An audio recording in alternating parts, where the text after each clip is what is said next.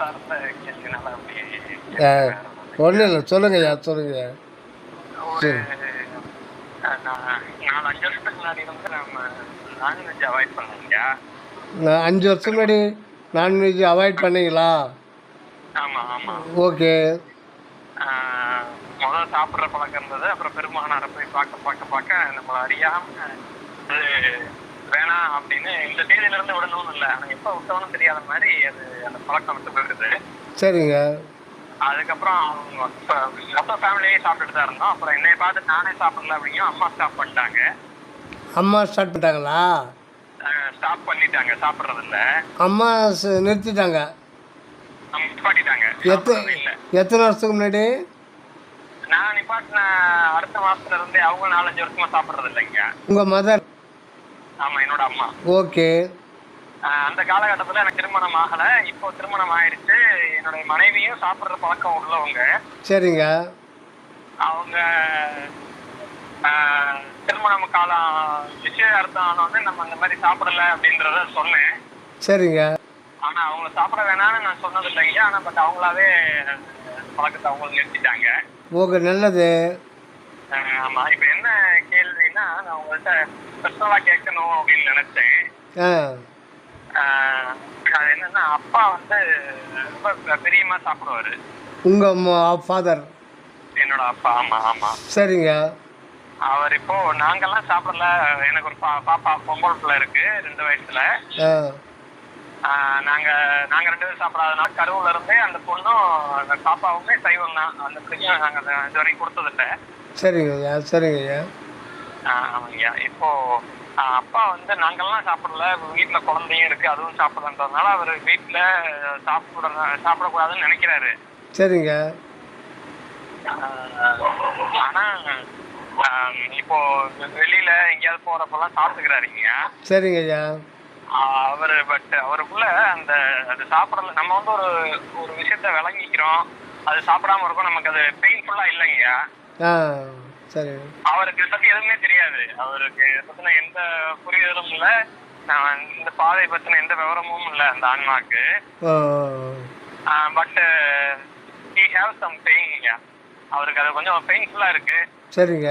Retired ஹைவேஸ்ல வேலை பார்த்தாரு, retired ஆயிட்டாரு. சரிங்க ஐயா. அவருக்கு சந்தோஷம்னாலே அது சாப்பிட்றதா சந்தோஷமா இருந்தது. சரிங்க ஐயா, சரிங்க. இப்போ எங்களை ஃபுல்லா கம்ப்ளீட்டா எதிர்க்கவும் முடியல. சரிங்க. ஆனா அந்த வெறுப்பு வந்து வெவ்வேறு வழியில நமக்கு தெரிஞ்சிடலாங்க, அவங்க மனசுல என்ன இருக்கு அப்படின்றத. அப்படி நம்மளால ரொம்ப நாளா உணர முடியும். நான் கூட ஒரு அம்மாட்ட சொன்னேன், ஏமா நாங்கெல்லாம் இல்லாதப்ப நான் என் மாமியார் வீட்டுக்கு போன டைம்ல கூட எங்க அப்பாவுக்கு மட்டும் கூட செய்யுங்கம்மா, வேற வழி இல்லை. ஏன்னா அவருக்கு ஒரே ஆப்ஷன் வந்து நீ உனக்கு கடமை, அப்பாவையும் பாக்குறது தான் உனக்கு கடமை. சரிங்க. அதனால நீ யோசிச்சு பாரு அப்படின்னா அவங்க சங்கடப்படுறாங்க. யார் சங்கடப்படுறது? அம்மா எடுத்து செஞ்சு கொடுக்கறதுக்கு யோசிக்கிறாங்க. உங்க வீட்டம்மாவா? இல்ல, என்னோட அம்மா.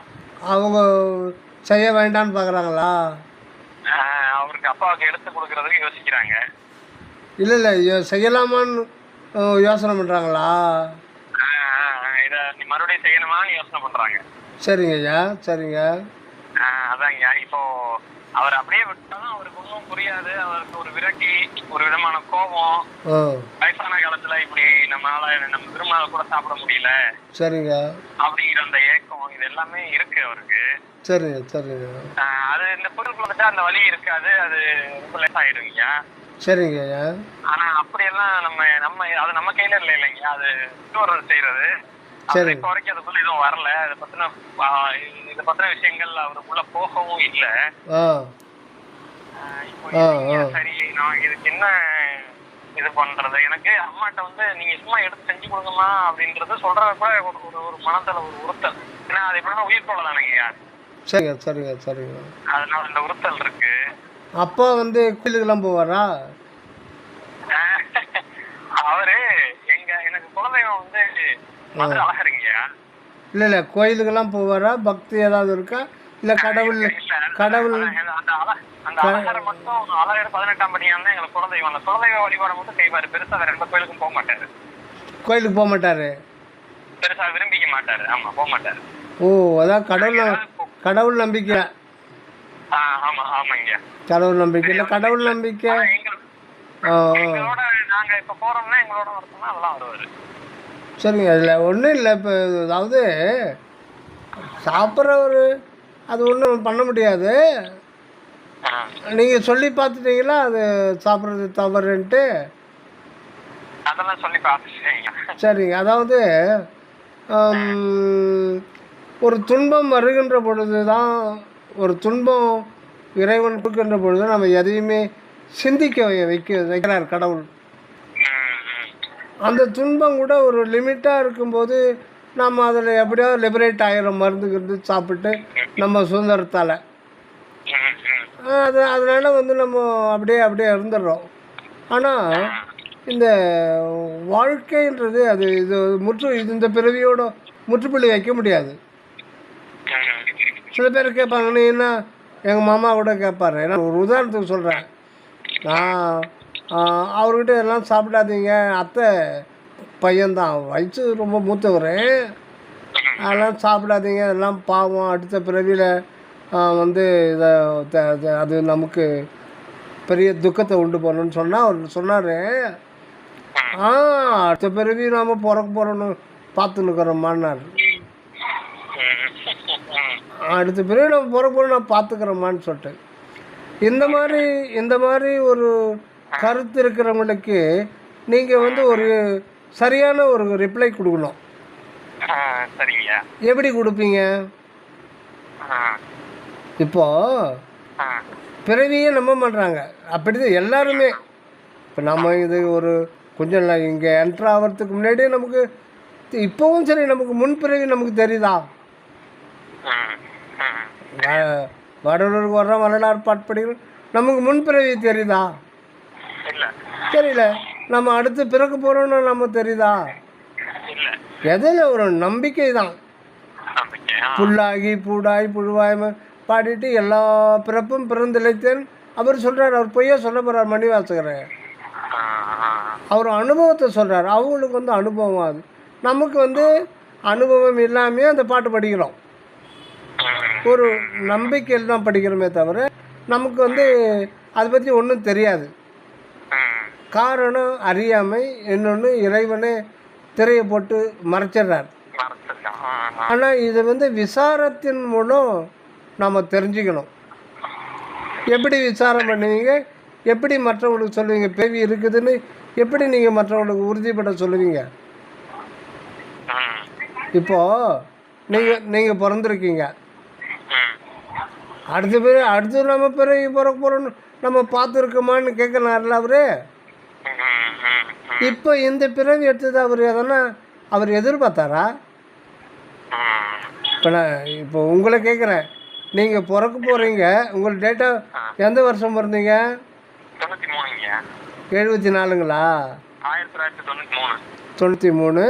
Date of birth 22/10/93.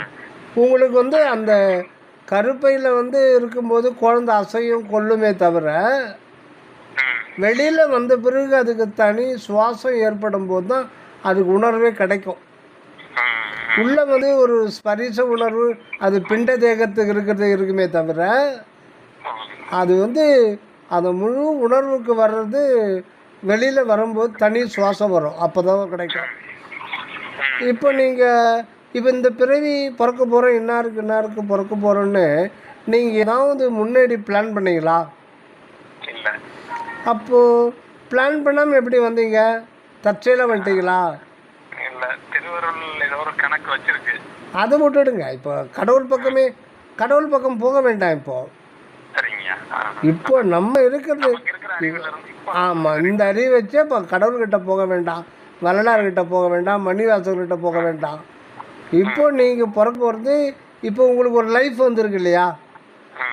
இந்த லைஃப் நீங்கள் எதனா ப்ரீ பிளான் பண்ணிங்களா? பிறக்கிறதுக்கு முன்னாடி இந்த மாதிரி நம்ம பிறக்கணும்னு நீங்கள் நினச்சிங்களா? இல்லை பிறக்க போகிறோன்னு நீங்கள் எதிர்பார்த்தீங்களா? இல்லை. அதாவது நீங்கள் எதிர்பார்க்காத நடந்து விட்ட ஒரு இன்சிடெண்ட்டு, இது ஒரு எதிர்பார்க்காத நடந்து விட்ட ஒரு இன்சிடெண்ட்டு. இதை நீங்கள் தவிர்த்து இருக்கவே முடியாது இல்லையா? ஆமாங்க. இப்போ மனுஷனை பொறுத்தவரையில இப்போ எவ்வளோ பிரச்சனை சொல்கிறீங்க. சொல்லக்கூடியது சொல்லக்கூடாது எவ்வளவு நமக்கு தெரியாது இல்லையா.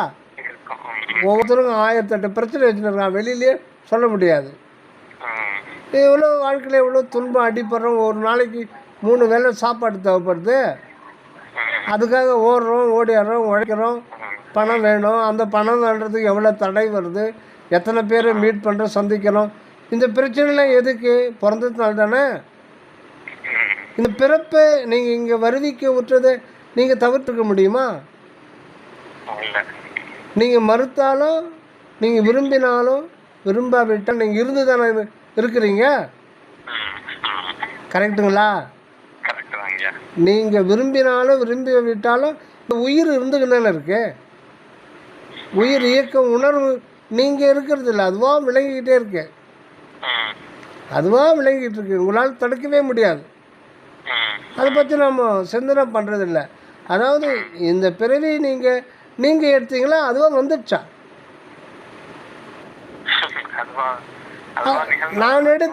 நான் எடுத்து நீங்கள் சொல்லவே முடியாதா? இந்த பிரபஞ்சத்தில் சார்ந்தது அது. இந்த பிரபஞ்சம் உங்களை வரவச்சிருக்கு. அப்போ நீங்கள் எதிர்பாராத, விரும்பாத ஒரு நிகழ்ச்சி தான் உங்களுடைய வாழ்க்கை. அது ஏன் அடுத்த முறை நிகழக்கூடாதுன்னு இருக்கு? இப்போ நீங்கள் விரும்பாத ஒன்று, நீங்கள் உங்களை ஏதோ ஒரு சக்தி வந்து அது இருக்குதோ இல்லையோ, ஏதோ ஒரு சக்தினே ஒன்று இல்லைன்னு கூட வச்சிங்க. ஆனால் நீங்கள் வந்துட்டீங்களே, ஆனால் நீங்கள் எது எதிர்பார்க்கலையே, நீங்கள் விரும்பலையே. பிறகு எடுக்கணும் யாரெல்லாம் விரும்புவானா? அப்போ நீங்கள் விரும்பலை, நீங்கள் எதிர்பார்க்கலை, உங்களோட சம்மதிங்களை ப்ரீ பிளான் பண்ணல, ஆனால் வந்துட்டீங்களே. அப்போ இதுக்கு பேர் தான் பிறவி. இதே மாதிரி இன்னொரு சம்பவம் நடக்காதுன்னு நீங்கள் எப்படி முடிவு பண்ணி சொல்ல முடியும்? கரெக்டுங்க இல்லையா? அதான் அதனால பிறவி இன்னொன்று பிறவி இருக்குதுன்றதுக்கு பிறந்த குழந்தைக்கு இப்போ ஒரு 6 மாத குழந்தை 7 மாத குழந்தை ஒரு உட்காருதுன்னு இங்கே உட்காருறதுக்கு எதுவும் அதிகமாக தெரியாது. அப்போ அம்மா அப்பான்றது சொன்னால் ஒரு வார்த்தை அதுக்கு தெரியும். இன்னும் அதுக்கு மனம் வந்து வளர்ச்சி அடையலை. இந்த பொருள் இந்த தன்மை, அந்த பொருள் இந்த தன்மை அப்படின்னு நீங்கள் ஒரு 2-3 பொம்மையை வச்சுங்கிறீங்க, அது பார்த்து விளையாடிங்குது. அந்த நேரத்தில் ஒரு பாம்பு ஒன்று அந்த வழியாக போகுது. அது என்ன பண்ணும்? அந்த குழந்தை என்ன பண்ணும்? அந்த குழந்தை என்ன பண்ணும்? 6 மாதத்தில் 7 மாதத்தில் லேசாக உட்காரணும். இங்கே நீங்கள் பொம்மை வச்சு விளையாடிங்குது, அந்த வழியாக ஒரு பாம்பு போகுது கிட்ட. அந்த பாம்பை என்ன பண்ணுது? அதோட விளையாடத்தான் செய்யும், அதுக்கு தெரியாது இல்லைங்க. அப்போது அதுக்கு அனுபவம் கிடையாது. அது வந்து அது விஷம் வருது, அது தொட்டா கடிச்சிடும், உயிர் போய்டுன்னு அதுக்கு தெரியாது. அது வந்து அது ஒரு பொருளாக தான் பார்க்கும். ஆனால் அதே குழந்தை பிறந்து ஒரு 3-4 நாளில் பொதுவாக பிறந்த குழந்தை 20 மணி நேரம் தூங்கும். ஏன்னா உலக அனுபவம் இல்லாத போது வெடிச்சுக்கிட்டு இருந்தால் குழந்தைக்கு போர் அடிக்கும். அதனால் இறைவனாக பார்த்து உறக்கத்துக்கு கொண்டு போயிடுறார். நம்ம பேசுகிறதுலாம் அது புரிஞ்சிக்கத்தான் அதுக்கு வந்து போர் அடிக்காமல் இருக்கும். அப்போ தான் நாளாக விழிப்பு நிலை கூடிக்கிட்டு வரும், தூக்கம் குறைஞ்சிக்கிட்டு வரும். அது கூட அது 10-20 மணி நேரம் 18 மணி நேரம் அப்படியே வாரமாக குறைஞ்சிக்கிட்டு அப்புறம் 12 மணி நேரம் 13 மணி நேரம் தூங்கும். அப்படியே 1 வருஷம் 2 வருஷம் போகும். அப்புறம் தான் 10 மணி நேரத்துக்கு வரும். அப்புறம் நமக்கெல்லாம் 8 மணி நேரம் போதும். ஆனால் எதுக்கு சொல்கிறேன்னா 3 நாளில் வந்து அந்த குழந்தை சிரிக்கும். பார்த்துருப்பீங்களா? தூக்கத்தில் எப்படி சிரிக்கும்? அந்த சிரிப்பில் எவ்வளோ அர்த்தம் இருக்குது பார்த்துருக்கீங்களா? நல்லா தெரியும், நல்லா சிரிக்கும். அர்த்தம் நல்லா ஏதோ ஒரு அர்த்தம் புரிஞ்ச மாதிரி சிரிக்கும். எதுக்கு சொன்னேன்னா அது பாம்புக்கு இப்போ அது என்ன, அது விஷம் உள்ளது, அது கடிச்சது, எந்த நாலேஜும் இல்லாத குழந்தை அந்த நேரத்தில் சிரிக்காது. என்ன சிரிக்கும்? அப்பா பாரு வந்திருக்கேன் அப்படின்னு ஏதோ ஒரு லேசாக சிரிக்குமே தவிர. ஆனால் தூங்கிட்டு அதுக்கப்புறம் அது வந்து அந்த தூக்கம் பார்த்தீங்கன்னா 3 நாள் 4 நாள்லேயே திடீர்னு சிரிக்கும், திடீர்னு பயப்படும். பார்த்துருக்கீங்களா? உடம்புலாம் தூக்கி போடுற மாதிரி பயப்படும். அது இப்போ ஒரு உதாரணமாக சொல்கிறேன். ஒரு ரோட்டில் ஒருத்தன் போயின்னுக்கிறான், திடீர்னு சிரிக்கிறான். அவனை பற்றி நீங்கள் என்ன நினைப்பீங்க? ஒன்றும் பைத்தியக்காரன்னு. இப்போ நானும் வர்றேன், அங்கே ரோட்டில் போயின்னு இருக்கேன், உங்களுக்கு தெரிஞ்ச ஒருத்தர் வர்றான், சிரிச்சின்னு போகிறான்னு நீங்கள் அவங்கள என்ன நினைப்பீங்க? ஏதோ ஒரு அவர் மனசில் ஏதோ ஒரு ஓடுது ஜோக் எதனா பார்த்துருப்பாரு. அது ரோட்டில் போகும்போது நடக்கும்போது ஞாபகம் வரும். அடக்க முடியாததுனால அது வெளியில் வருது. அந்த உணர்ச்சி வெளிப்பாடு பல்ல காட்டி சிரிக்கிறாரு, இல்லை சத்தம் போட்டு சிரிக்கிறார். உள்ள உணர்ச்சி முகத்தில் அது ஒரு ஐடென்டிஃபிகேஷன் வரும். அது மாதிரி தான் உள்ள என்னமோ அதுக்கு உணர்ச்சி தெரியுது, ஒரு அனுபவம் இருக்குது. அந்த அனுபவத்தில் வெளிப்பாடு அதெல்லாம் கடவுள்கிட்டலாம் பேச முடியாது. போன ஜென்மத்தினுடைய வாசனை இறைவன் உணர்த்துவார். அப்படி உணர்த்தும் போது அது கனவு நிலை. அந்த கனவு நிலை போன ஜென்மத்தினுடைய வாசனை இருக்க ஒரு அனுபவம் எல்லாம் சிரிக்குமாங்க குழந்தை. அந்த உணர்வுல அனுபவம்லாம் அது பயப்படுமா? அது அந்த உடம்பே தூக்கி வாரி போடும். அது என்ன அப்போ என்ன நினைக்கிறீங்க? அது அறிவுள்ள மனிதன், அதுக்குள்ளே ஏதோ ஒரு அனுபவம் இருக்குது, அதனுடைய ரிஃப்ளெக்ஷன். ஆனால் நீ யோசனை பண்ணுவேன், அதுக்கு எந்த அனுபவம் இல்லாத குழந்தை ஏன் சிரிக்குது, ஏன் பயப்படுது? யோசனை பண்ணணும் இல்லையா? அதுதான் பிறவி, முன் பிறவியுடைய வாசம். அது நாளாக அதை அப்படியே மறைச்சிடுவார். இந்த உலக அனுபவம் வர இந்த கணம் வரும். பழைய ஜென்மத்தினுடைய போய் இதுதான் இறைவனுடைய பிரபஞ்சத்தினுடைய செயல். இதெல்லாம் ஒரு மிகப்பெரிய ஒரு ரகசியம் இந்த லைஃப்ன்றது. அதனால் பிறவி, அந்த தொடர் பிறவி எதுக்கு சொல்கிறேன்னா, பிறவிக்கு முற்றுப்புள்ளி வைக்க முடியாது.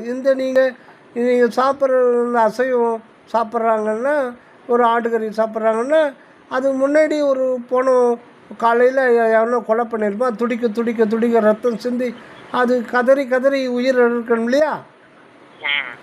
அது தெரியும். ஆனால் அதை அனாவசியமாக நினச்சி நாக்கு தான் இப்போ எனக்கு பெருசு, ருசி தான் எனக்கு பெருசு அப்படின்னா அந்த ஜீவன் உனக்காக உயிர் விட்டுது.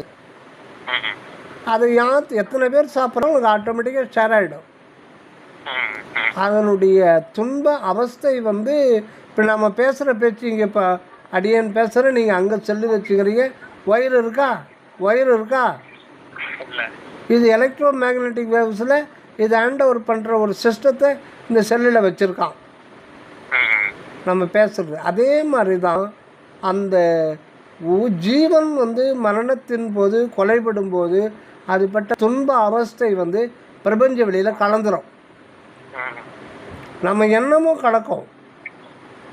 நீங்கள் எண்ணுகின்ற ஒவ்வொரு எண்ணமும் பிரபஞ்ச வெளியில் பரவிட்டே இருக்கு. அது இன்னும் விஞ்ஞானத்தை கண்டுபிடிக்கல, இனி வருங்காலத்தில் கண்டுபிடிக்க போகிறாங்க. எல்லாமே நீங்கள் நினைக்கிற ஒவ்வொரு தாட்ஸும் பிரபஞ்ச வெளியில் கலக்கும். ஒரு கெட்டதையே பல பேர் திருப்பி எண்ணும்போது தீவிரவாத அதிகம் உலகத்தில் அழிவு ஏற்படும். இப்போ நிறைய அழிவுக்கு இருக்கிற காரணம் நல்லவங்க இல்லை. எல்லா உயிரின் பெற்று வாழணும்னு சொல்கிறதுக்கு ஆள் இல்லை, எங்கேயோ ஒருத்தன் தான் இருக்கான். ஆனால் கோழி பண்ணை ஆட்டு பண்ணை வச்சு 4 கடைக்கு ஒரு கடை ஃபாஸ்ட் ஃபுட்டு கடை, உயிருடன் கோழி, ரவி புரோட்டீன்ஸு, இதுதான் நிறைய இருக்குது. அப்போது துன்ப அவஸ்தைகள் அதிகமாகுது. அதனால்தான் பூகம்பம், சுனாமி, நாட்டுக்கு போர். இப்போ பாருங்கள், பெருங்கடலில் அந்த உலகத்தில் கடலை எல்லா நாட்டுக்காரனும் அணுகுண்டு நிப்பாட்டி தயாராக வச்சுருக்கான். தலைக்கு பின்னாடி சுவிட்சு தட்டினா போச்சு, பஸ்வம் ஆகிடும். எந்த நேரமும் நம்ம உலகத்துக்கு ஆபத்து வரலாம்.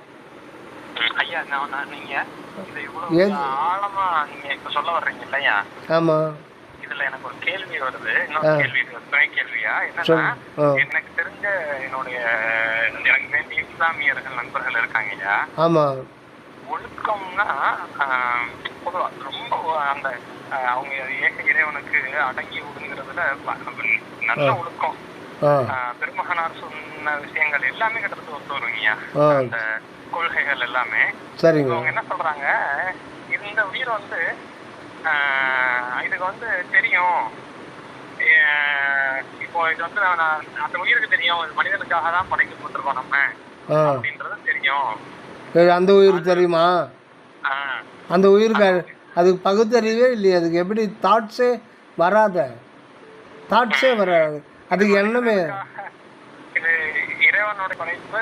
இந்த பூமி முழுக்க அத்தனை அத்தனை உயிர்களுமே மனிதன் தான் பரிணாமத்துல உச்சகட்டம் அடைஞ்சவன், அவனுக்காக தான் படைக்கப்பட்டது. அதை நீங்க மறுக்கிறப்ப இயற்கைக்கு புறம்பானது இல்ல. இங்க ஒரு சைக்கிள் இருக்கு, சைக்கிளை நீங்க பிரேக் பண்றீங்க அப்படின்ற அந்த விஷயத்த. ஆனா அவங்களுடைய தன்மை நல்லதாதான் இருக்கு, நம்ம நிறைய விஷயம் பார்க்க முடியுதுங்கய்யா.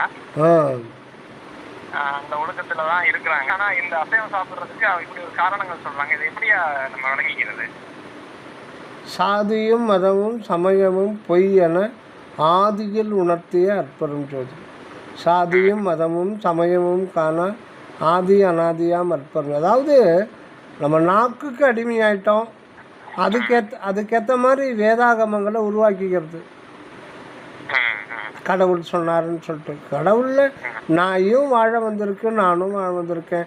நாய் தன் குட்டி எப்படி அன்போடு பாதுகாக்குது பார்க்குறீங்களா? எல்லா உயிரும் ஒரு கோழி சூழ்னா பயப்படும். ஆனால் முட்டை வச்சு அடை காய்ச்சி ஒரு 10 குஞ்சு பறிச்சோன்னா நீங்கள் அந்த கோழி குஞ்சு தொட்டு பாருங்கள், அந்த உணர்வில் அந்த அன்பு எப்படிங்க வருது? அந்த அன்புன்றது தான் கடவுள் சக்தி. அந்த உணர்வு இருக்கு, அது உணர்வு, அதை அறுத்து அது துடிக்குது. அதை பார்த்து நீங்கள் வந்து என்ன படைச்ச உணர்வு இருக்குது. பேப்பரை விட்டுடுங்க, அவனுங்க ஏட்டை தவிர்த்து என் எண்ணமெல்லாம் எய்த ஒளி தந்து யாழ்வனைந்த பாட்டை புடைந்து பரிசளித்த பதிக்கொடியே. இறைவனை சொல்ல, நீ ஏட்டை பார்க்காதீங்க, ஏட்டு பார்த்து பார்த்தா உலகம் நாசமாகி போச்சு. இறைவன் சொல்கிறார், ஏட்டை தவிர்த்து என் எண்ணமெல்லாம் எய்த ஒளி தந்து. ஒரு இடத்துல சொல்கிறார், இன்னொரு இடத்துல கூட சொல்லுவார். இறைவனே சொல்கிறார், வேதம் ஆகமம் புராணம் இதிகாசம் முதலாம் நூல்கள் இந்திரஜாலங்கள் அடையா உரிமை மயல் ஒரு நூல் மாத்திரமே சாலமென அறிந்தார் மகனே, நீ நூல் அனைத்தும் சாலமென அறிக்க. எல்லாமே மாயாஜாலம். நீ ஏட்டில் ஏறுது, நீ பேப்பரே டச் பண்ணாத. எது உண்மையான மதம், எது உண்மையான சமயம்னா உங்களுடைய உணர்வு, மெய் உணர்வு தான். மனம் கிடையாது, மெய் உணர்வு. அன்பு மதம் சொல்லிக்கிறாங்க. ஆனால் எல்லா உயிரும் எனக்காக படைக்கப்பட்டதுன்னா உன் நாக்குக்கு வா. எப்படி அந்த உயிர் துடிக்குது, அது ஓன்னு கதறது, அதை பார்த்தா உனக்கு அது துன்பப்படுதா இல்லையா? அதையாவது உணர்றீங்களா இல்லையா? அப்போ துன்பப்படுதுன்னா அந்த துன்பம் உங்களுக்கு பட்டா எப்படி இருக்கு? விடுதலை பெற நினைப்பீங்களா? அப்புறம் ஏட்டை பார்க்குறீங்க. ஏட்டை பார்த்தா நாசமாகி போச்சு, பூமியே நாசமாகி போச்சு. அதனால நிறைய அது பரவுது. அதாவது நீங்கள் புலன் இன்பத்துக்கு நீ எப்படி வேணாலும் இருந்துக்கோ, 10 பொண்டாட்டி கூட கட்டிக்கோ. காரணம், நீ சாப்பிட்ற சாப்பாடு அசைவம். அதனால் இது பண்ணிக்கோ நீ, அதாவது நீ என்ன வேணால் பண்ணிக்கோ. ஆனால் சாமியை 5 வேளை கும்பிடு, 6 வேளை கும்பிடு. ஏன்னா வரலாறு என்ன சொல்கிறார், கருணை ஒரு உயிர்கொலை செஞ்சுட்டு நீ வந்து கோயிலே பார்த்துருந்தாலும் அது வந்து கடவுள் வந்து இவன் யாருன்னு எனக்கு தெரியாதுன்னு சொல்லுவாரா? கடவுளுக்கு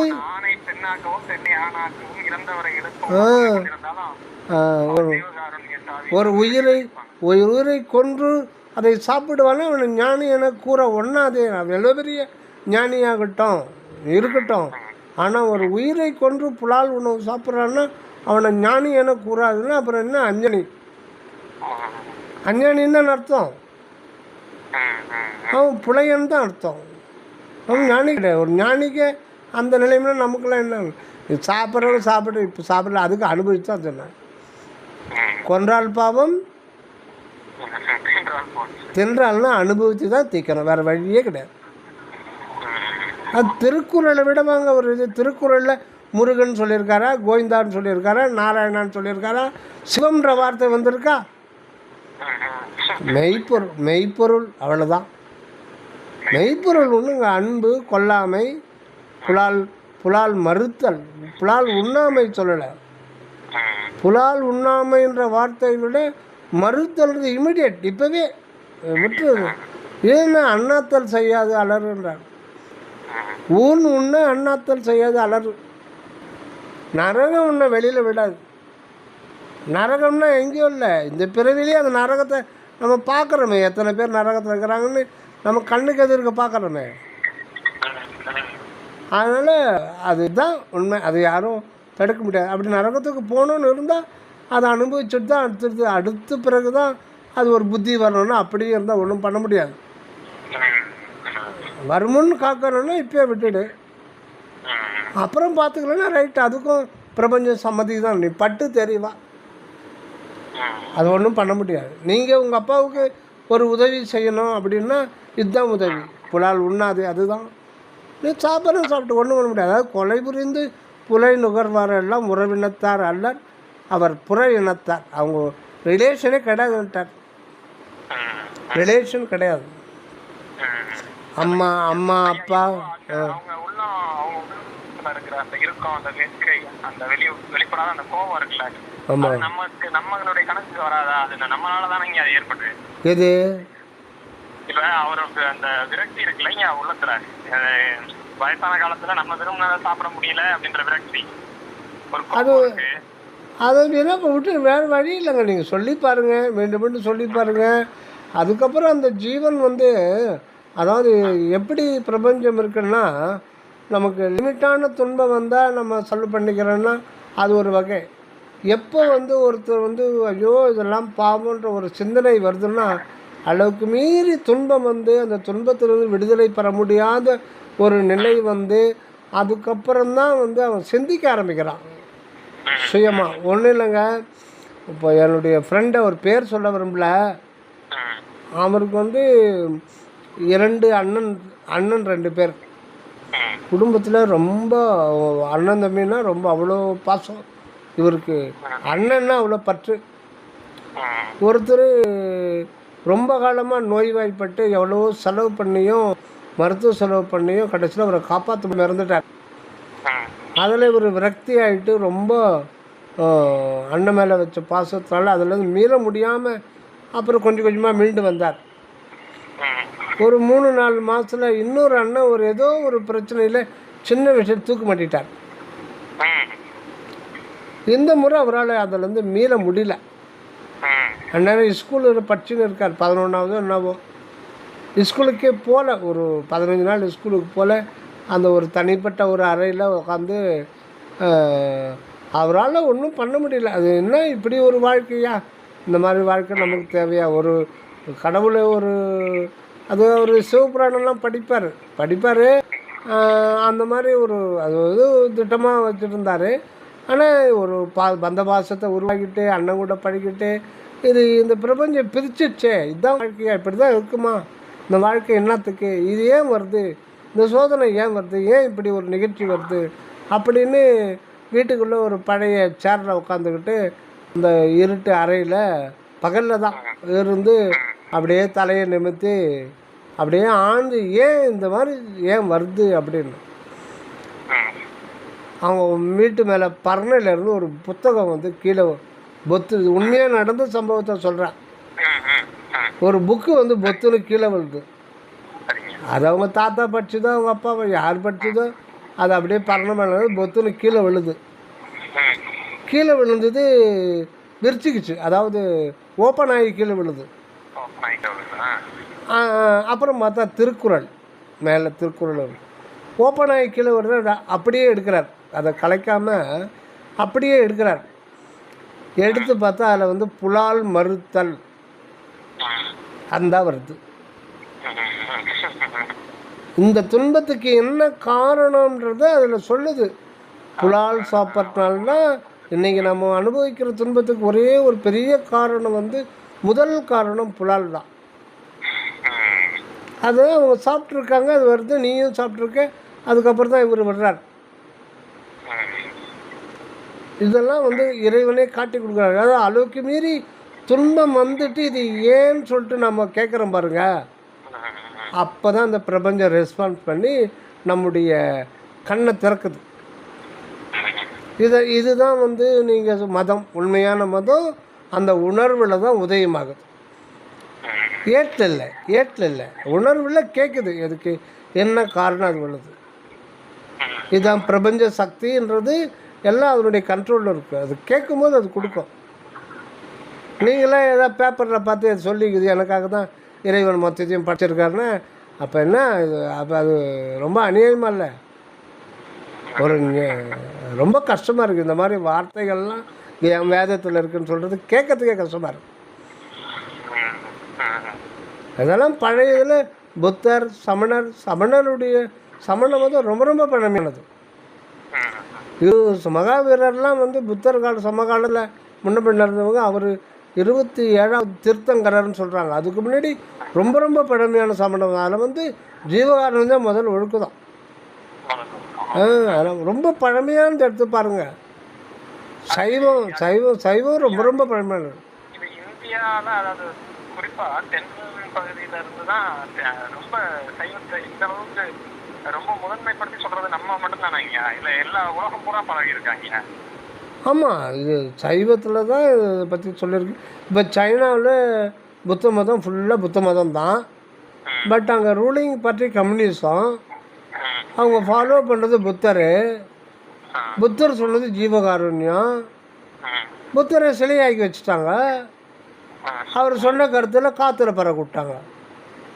நீங்கள் கடையில் போனால் புடலங்காய் மாதிரி பாம்பு தான் தொங்கும் உயிரோட. அவங்க ஒன்றுத்தையும் விட மாட்டாங்க. கரப்பாம்பூச்சி கூட விட மாட்டாங்க. என்ன பண்ணுறது? எல்லாம் நம்ம ஆளுங்க பண்ணுற மாதிரி தான் அவங்களும் பண்ணுறாங்க. எல்லாமே வந்து நம்ம என்ன புலன் உணர்வு புலன்னு கேட்கறதுலாம் கொடுத்துடணும். வேணும் சும்மா ஒரு இதுக்காக ஒரு பிஸ்னஸ்க்காக கஷ்டம் வந்தால் என்ன பண்ணுறது? கடவுளை காப்பாற்றுவார்னு சொல்லி ஒரு வழிபாடு மாதிரி வச்சுக்கிறோம். அன்பு தான் கடவுள். அந்த அன்பு தான் எல்லாமா இருக்குது. அந்த அன்பு தான் உயிராக இருக்குது. அதனால் யார் எல்லா உயிருக்குள்ளும் கடவுளை நேசிக்கிறானோ அவன் தான் அதுதான் கடவுள் வழிபாடு. நீங்கள் கோயிலுக்கு போக வேண்டிய அவசியமே இல்லை. அதெல்லாம் கற்பனை கற்சிலைகள் தான், கட்டப்பட்ட செயற்கை. உண்மையான கோயில், நடமாடும் கோயில் ஆடு மாடு கோழி. இப்போ ஏழப்பட்டவங்க, வசதி இல்லாதவங்க, வியாதியில் கஷ்டப்படுறவங்க, வறுமையில் கஷ்டப்படுறவங்க, இவங்களுக்கு தொண்டு செய்யும்போது அந்த அன்பு வந்து ப்ராசஸ்க்கு வருது. ஒருத்தருக்கு ஒருத்தர் அன்பு செலுத்துறது.